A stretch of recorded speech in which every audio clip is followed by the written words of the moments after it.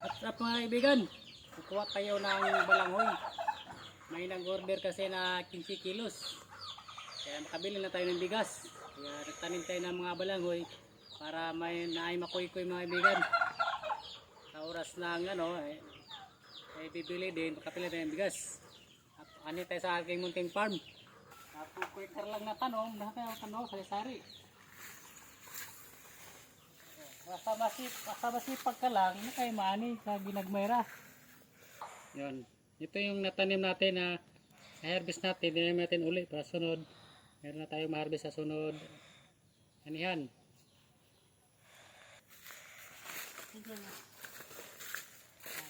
Pag bago ka pa napalan sa akin sana kaibigan, please like, share, subscribe para makatulong tayo o makatulong ka sa aking pamilya.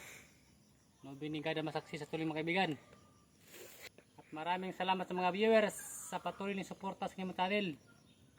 Nawa ay di kayo magsawa sa aking munting channel.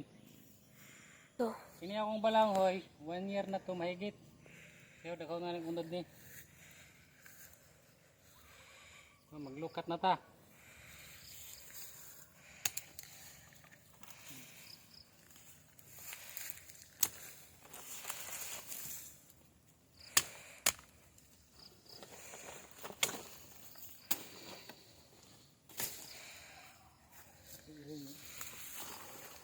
Pusay.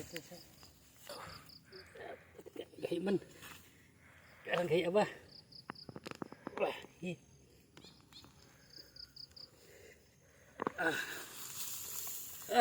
oh. Ano ko gunod oh. Dako kay gunod. Puti ni na balanghoy. Lamin ni dungagon haut. Yan pus muna. Ang pagtanim ani, nananira para dahay unod. Imo rang itisok og mabaw. Ana ra siya, di laumon kay di matunog maayo. Ana ra ba? Ana unod na. Pus muna. Hinluan. Para pagtanom na to. Kay sagbot to sa hinluan.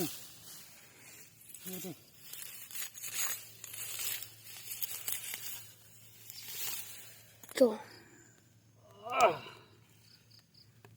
Ako magunod eh. Porag bara. Oo. Ada ko magunod.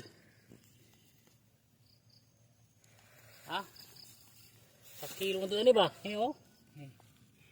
Ada ko magunod. Paisa.